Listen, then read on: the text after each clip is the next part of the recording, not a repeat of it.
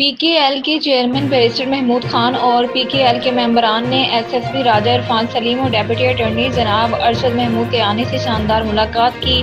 PKL जनाब निजावत भट्टी का मशकूर है कि उन्होंने इरफान सलीम से मुलाकात का एहतमाम किया और पीकेएल हाजी इकबाल का शुक्रिया अदा करती है कि उन्होंने जनाब अरशद महमूद कयानी से मुलाकात का एहतमाम किया।